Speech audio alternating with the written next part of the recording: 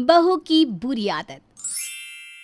कमला जी अपनी बहू सुरेखा से बहुत ही ज़्यादा परेशान थी। इसके बावजूद कि सुरेखा घर का हर काम करती और सास की सेवा भी करती।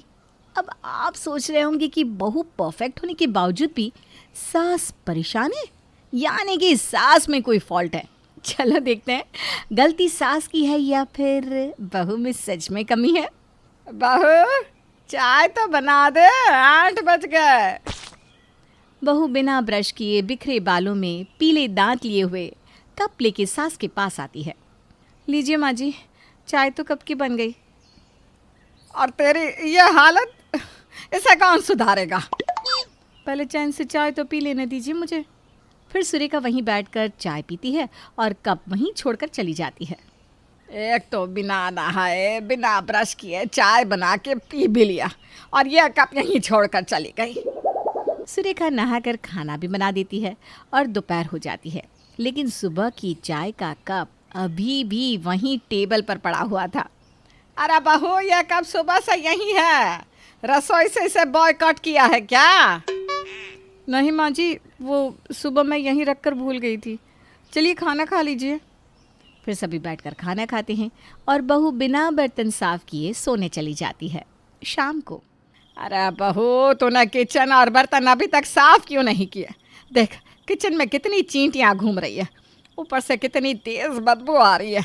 यहाँ बर्तन पड़े पड़े सूख भी गए हैं। लो अभी पानी डालकर हरा भरा कर देती हूँ। माँ जी, अभी तो शाम के खाने का समय हो रहा है। एक काम करती हूँ, रात के खाने के बाद इकट्ठा बर्तन धुल लूँगी।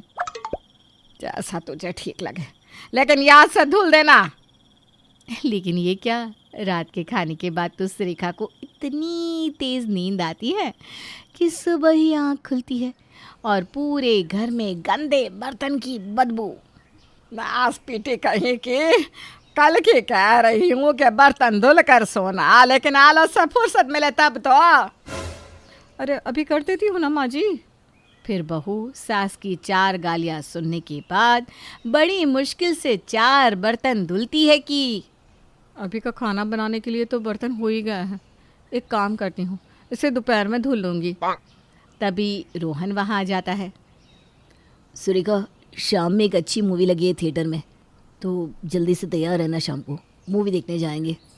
फिर क्या, मूवी के नाम से सुरेखा तो फूली नहीं समाती और जल्दी जल्दी अपने सारे काम निपटा कर बैठ जाती है आईने के सामने शाम के लिए तैयार होने।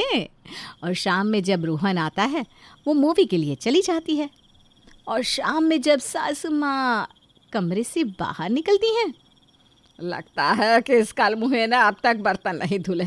कितना भी कह दो, इसे सुना ही नहीं देता। अब मुझे ही करने पड़ेंगे। फिर कमला जी किचन में जाके सारे बर्तन धुलती है और बिगड़े हुए किचन की हालत देखकर परेशान हो जाती है। हफ्ता भर किचन में नहीं गई तो पूरा नक्शा ही बदल दिया किचन का। रसोई कम, चिड़ियाघर ज़्यादा बन गया है। काकरा, छिपकली, चींटी, चूहा, मच्छर, सबका घर ये बन गया है। फिर कमला जी पूरा किचन ठीक करती हैं और बहू को ढूंढते हुए उसके कमरे में जाती हैं। अरे मैं तो भूल ही गई, बहू तो मुँह भी गई है। लेकिन ये क्या, बहू का कमरा मुझे कूड़ादान क्यों लग रहा है? कंघी में बाल, शीशे पर लिपस्टिक और पाउडर के धब्बे, और ये बिंदिया यूं बिखरी हुई। बिस्तर और फर्श पर इतनी गंदगी है। राम, ये सुरेखा मुझे पागल कर देगी एक दिन। फिर कमला जी सुरेखा का कमरा और पूरा घर साफ करती हैं और जब बहू घर आती है, जी हम गलत घर में तो नहीं आ गए ना? नहीं नहीं बहू, ये तुम्हारा ही ससुराल है। आ जाओ, आओ। देखो, आज मैंने सफाई की है ना, इसलिए इतना साफ दिख रहा है सब कुछ। माँ जी, आप ये कहना चाह रही हैं कि मैं सफाई नहीं करती?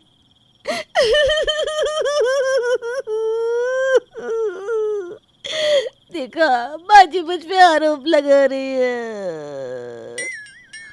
अरे यार, अब घर के अंदर भी चलोगे कि सारा ड्रामा घर के बाहर ही करना है? फिर दोनों घर में आ जाते हैं। ऐसे ही एक दिन, माँ जी बहुत दिन हो गए शॉपिंग पर गए, चलो ना शॉपिंग करने चलते हैं। ठीक है बहू, चल चलते हैं। फिर दोनों सास बहू शॉपिंग के लिए निकल जाती हैं। माँ जी मैं सोच रही हूँ ये साड़ी ले लूँ बुआ की बेटी की शादी में पहनने के लिए। ठीक है बहू। फिर दोनों सास बहू मार्केट में खूब शॉपिंग करती है और घर आती हैं।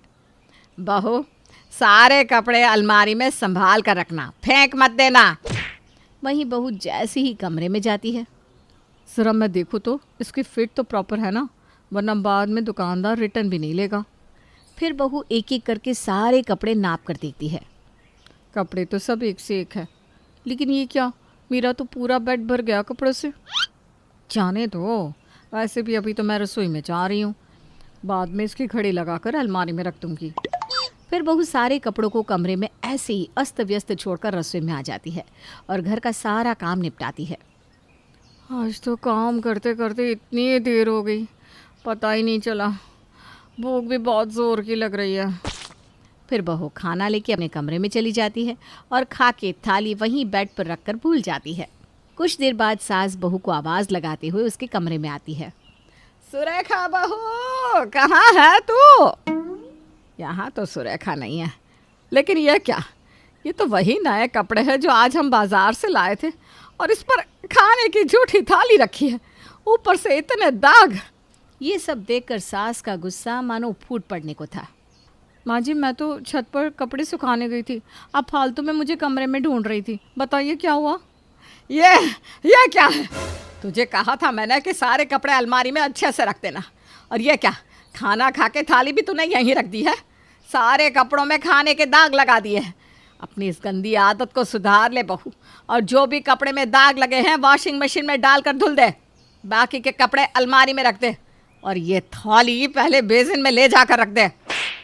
सास के गुस्से से बचने के लिए बहू सारे कपड़े एक साथ अलमारी में ठूस देती है। अब माँ जी को क्या ही पता चलेगा, बाद में इसे अच्छे से रख दूंगी।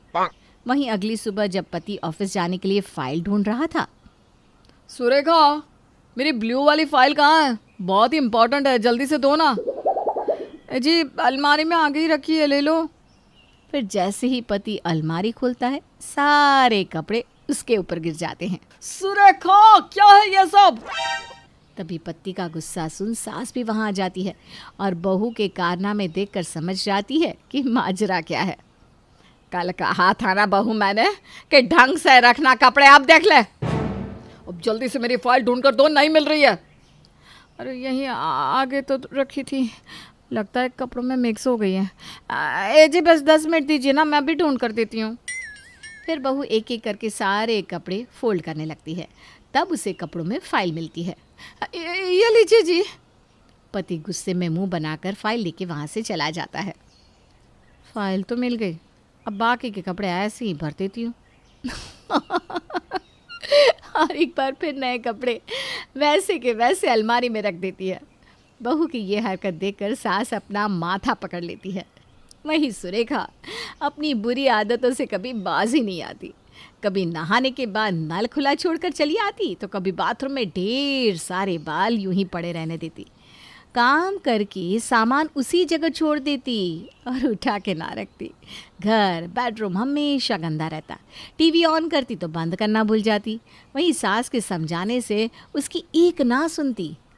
इस लड़की को समझा समझा कर थक गई हूँ, मेरी एक नहीं सुनती। आज भी चप्पल किचन तक पहन कर चली गई। हे राम, मन करता है कि इसकी चप्पल इसे ही फेंक कर मारो। इसी तरह सास हमेशा सुरेखा को समझाती। सुरेखा तो नहीं समझती, लेकिन सास की भी आदत सुरेखा के जैसे हो जाती है।